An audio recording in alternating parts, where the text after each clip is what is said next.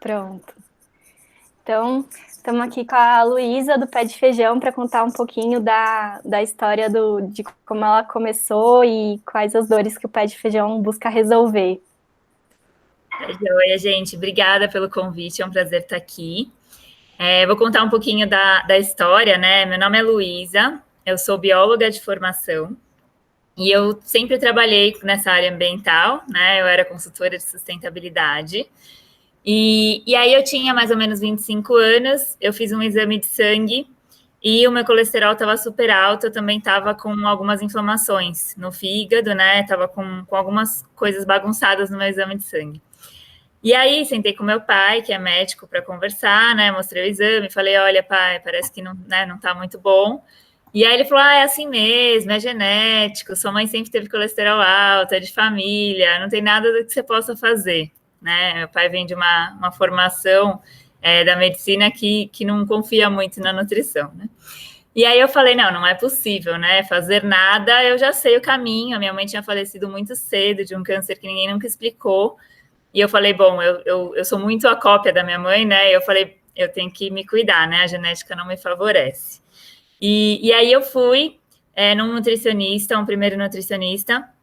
E aí, quando eu cheguei lá, eu comentei, né, que eu trabalhava muito, muitas horas seguidas, ficava horas sem comer. E aí ele falou, não, você fica muito tempo sem comer, esse que é o seu problema, então eu vou colocar a barrinha de proteína a cada 3 horas para você.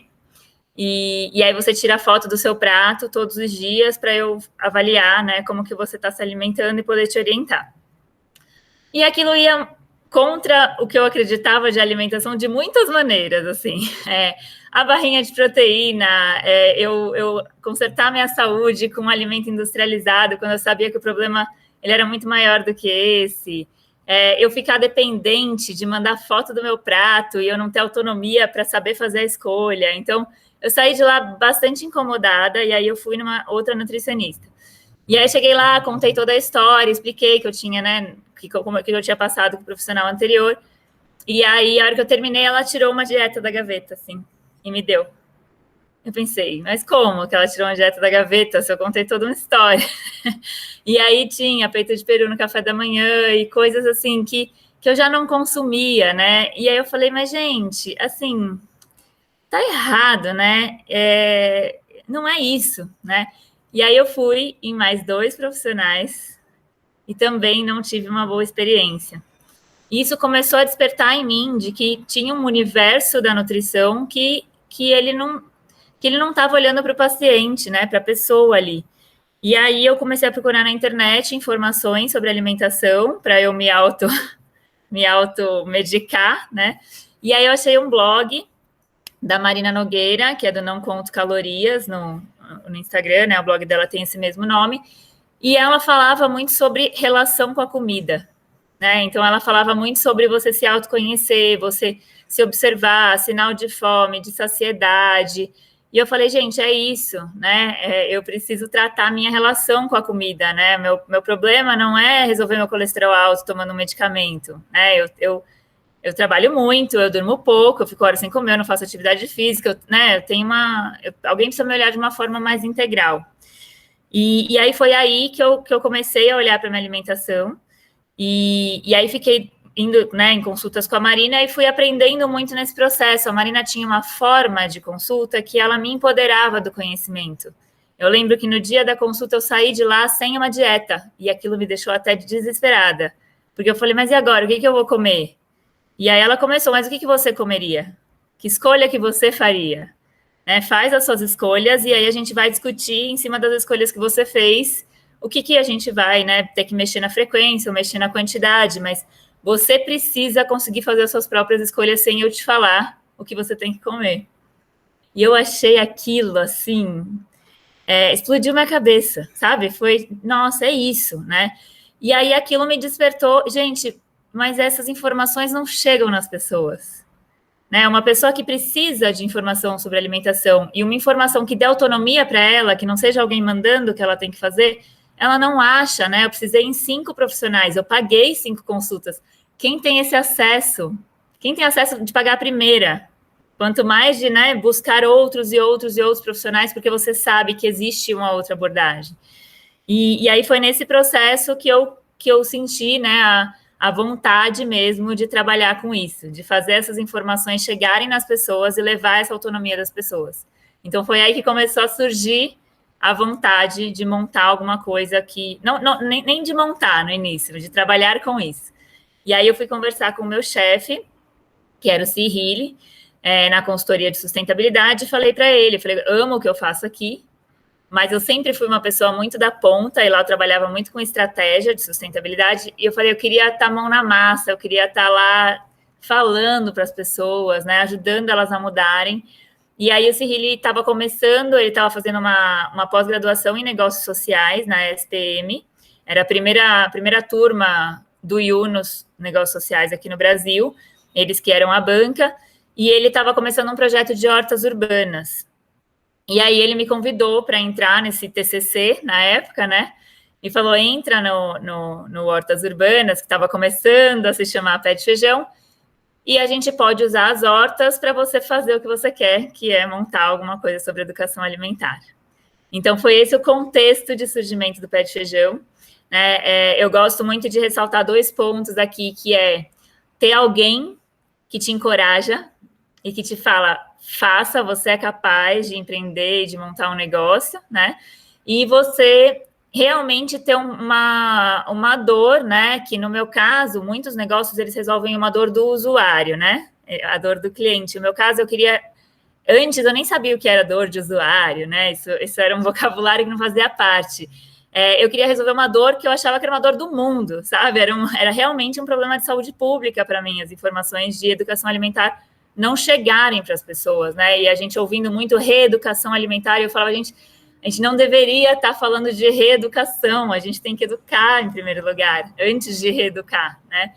E então foi isso, essa foi a dor inicial, foi de fazer a informação chegar, né? E aí o Cyril me apoiar nessa decisão, eu continuei lá na consultoria, podendo dedicar parte do meu tempo para o Pé de Feijão, ainda tendo um salário fixo, então foi uma situação muito confortável para poder testar, né?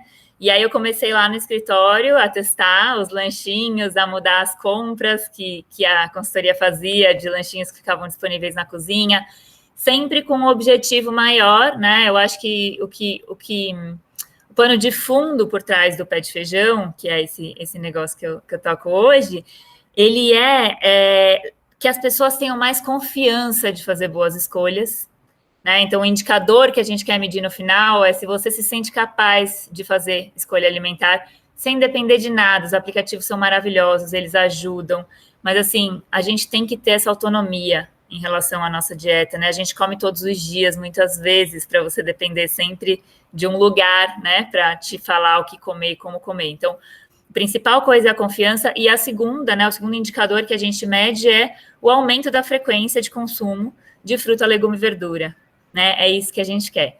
Então, o que a gente faz é levar essa informação sobre alimentação e a gente usa algumas ferramentas nesse caminho, e a principal delas são as hortas urbanas, né? Então, o estímulo que a pessoa passe a plantar o próprio alimento, nem que seja um temperinho num espaço muito pequeno na casa dela, para ela começar a entender como que o alimento nasce, como que ele cresce, né? Ela sentir o cheiro e ela se sentir mais estimulada a cozinhar, né? A voltar para a cozinha, se envolver no preparo da alimentação.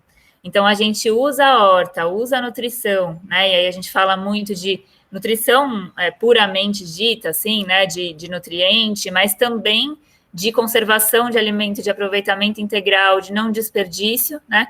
E aí, involuntariamente, você vai falar de compostagem, porque a gente também não vai permitir, né, que esse alimento ele vá para o aterro sanitário. Então, como que a gente consegue levar para as pessoas informação sobre todo esse ciclo do alimento? Então, hoje é isso que a gente faz. Ficou claro? Sim, muito bom. E aí, como que esse trabalho de, assim, por exemplo, eu sei que vocês, né, fazem isso dentro de algumas instituições, né, algumas empresas também, e como que é esse trabalho de envolvimento, né, das pessoas? As pessoas ficam animadas em participar desses processos, ou elas chegam meio sem saber onde elas estão se metendo? Como que é isso?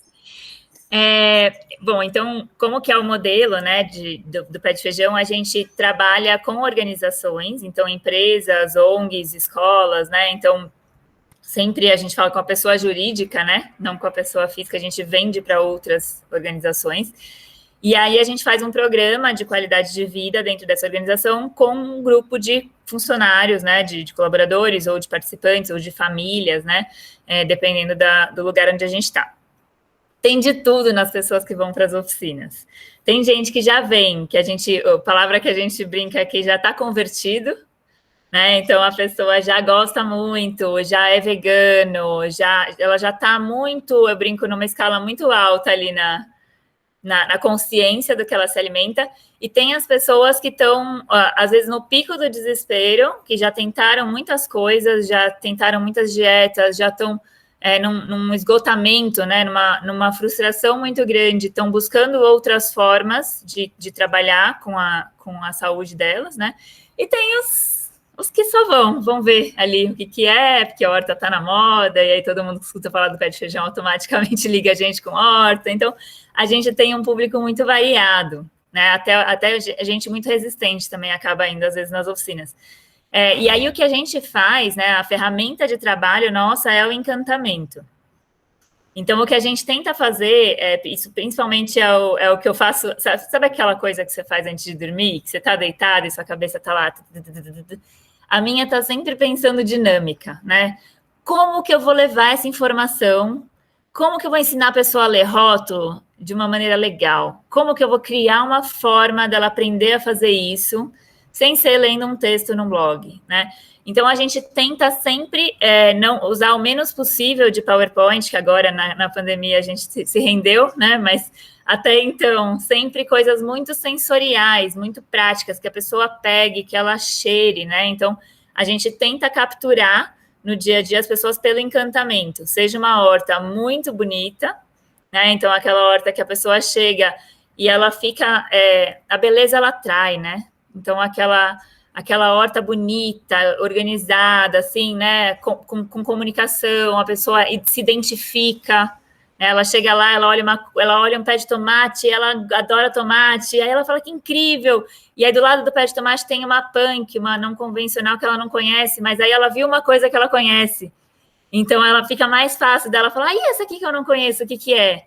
Que é diferente dela entrar numa horta que ela não sabe o que é nada, que ela não identifica nada, e aí ela olha aquele monte de mato, vira as costas e fala, ai meu Deus, né, eu não sei nada, e aí todo aquele trabalho que a gente tem de criar confiança, ele vai por água abaixo. Então, são todas essas estratégias que a gente tenta usar para realmente fazer uma mudança de comportamento, né? Então, tudo é pensado, né, tudo é pensado, toda a experiência da pessoa, da hora que ela sai do elevador e entra na sala, é pensado, a sala arrumada, a comida cheirosa, né? A gente põe vasos de manjericão pela sala e logo antes das pessoas chegarem eu passo mexendo neles para o cheiro subir.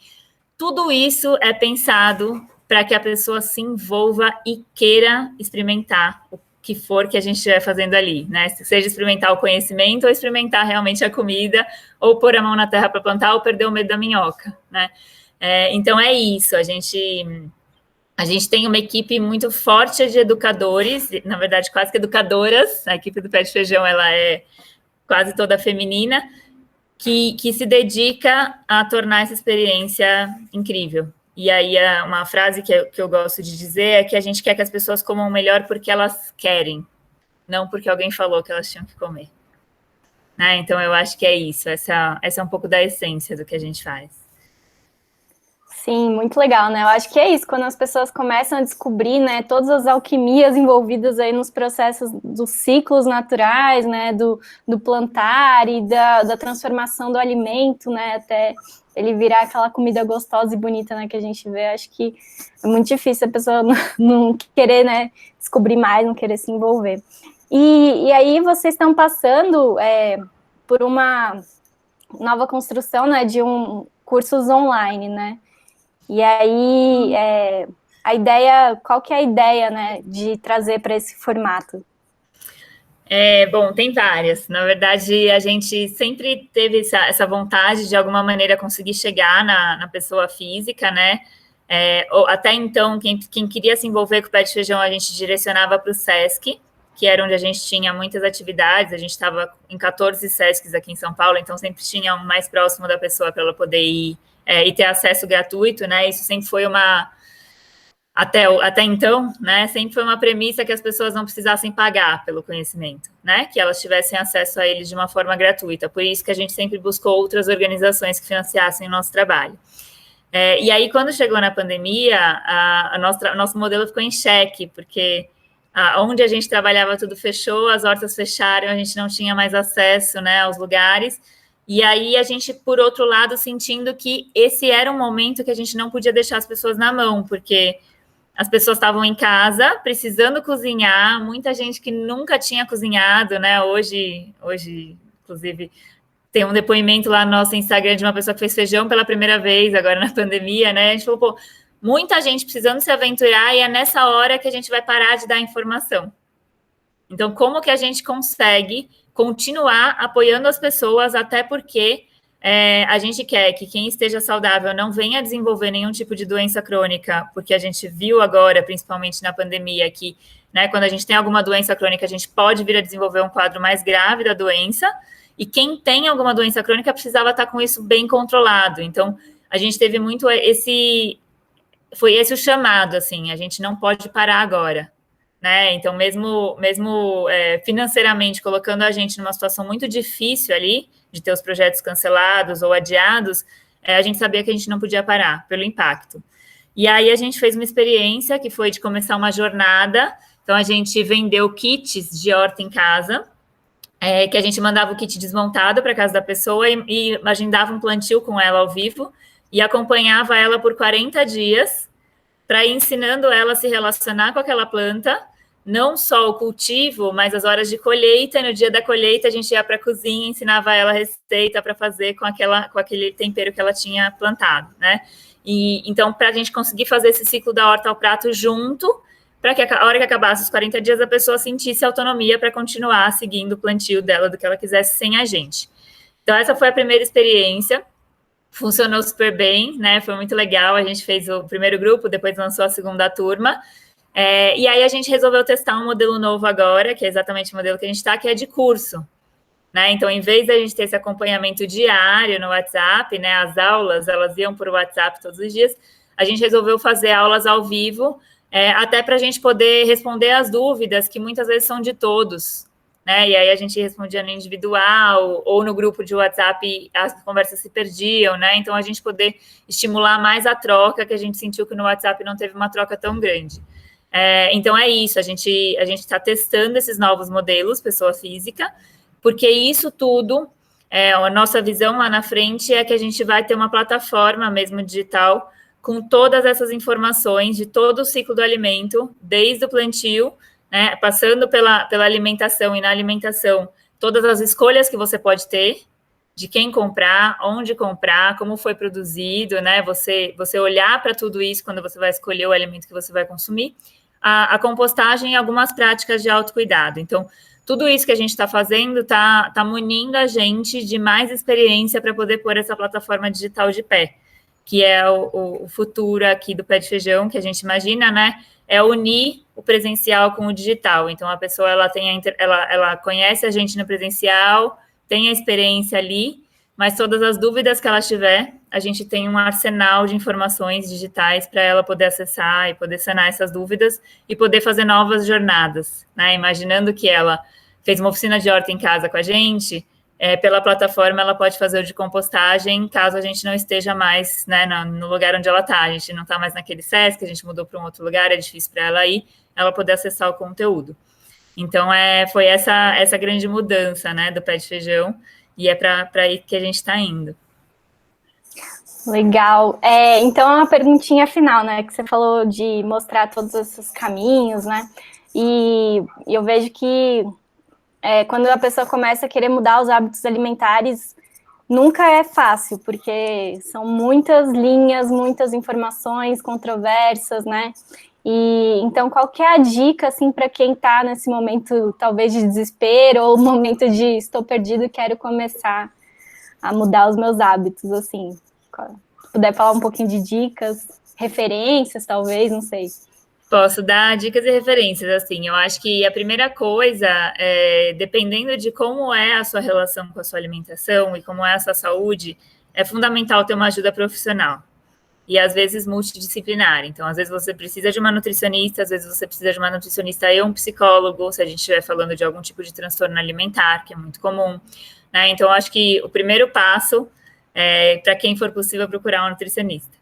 Se não é possível e a gente quer começar uma mudança de uma forma autônoma, né, indo atrás da informação, buscar os canais de confiança, né? Então, o site que vocês estão fazendo, né, que vocês estão trazendo muitas opiniões de especialistas, tem o Sustentária, da USP, né, da Faculdade de Saúde Pública, que tem muita informação sobre alimentação sustentável, que eu não comentei no começo, né, mas o conceito por trás do pé de feijão é o de alimentação sustentável, né, então nutricionalmente adequada e ambientalmente responsável. Então, o Sustentária traz informações de qualidade. Para quem quer se engajar em grupos de consumo responsável, em compra direta do produtor, você tem o Instituto Kairos, né, e o CSA, que é a comunidade que suporta a agricultura, né, que apoia esses agricultores. Então, procurar os CSAs mais próximos de você para começar a participar dessas discussões. Então, eu acho que tem caminhos, né? E aí, seguir pessoas, né? Para quem é do Instagram, seguir pessoas que realmente ampliam a sua visão de mundo, né? Então, a própria Daniela, do Sustento Que, a Aline Matuja, é uma pessoa muito bacana para seguir, que fala muito sobre isso. A Marina, que eu comentei no começo do Não Conto Calorias, né? Então, são pessoas que sempre vão trazer uma forma saudável de se relacionar com o alimento, de se relacionar com o nosso corpo e de se relacionar com o planeta, né? Então, a gente fazer essa função. E uma coisa que eu gosto de ressaltar é que, assim, às vezes a gente coloca a barra muito no alto. O que é colocar a barra muito no alto? É assim, a partir de hoje, né, eu tive acesso à informação, aí aquilo explode nossa cabeça e a gente fala, então tá, então agora eu só posso comer orgânico, local, de pequeno produtor, eu tenho que cozinhar todas as minhas refeições, eu não posso pedir comida, eu tenho que aproveitar a integral, eu não posso desperdiçar nada, eu não posso jogar nada fora. E aí, isso gera uma ansiedade, às vezes, tão grande, que você vai ter uma compulsão alimentar, você vai comer demais, ou você vai comer de menos, ou você vai restringir muito a sua alimentação. Isso gera um estresse, né? Então, vai com calma, né? É muito melhor você dar o primeiro passo, consolidar bem aquele primeiro passo, e dar o segundo, e dar o terceiro, né? E eu brinco que aos poucos, até você fazer o seu próprio pão, né?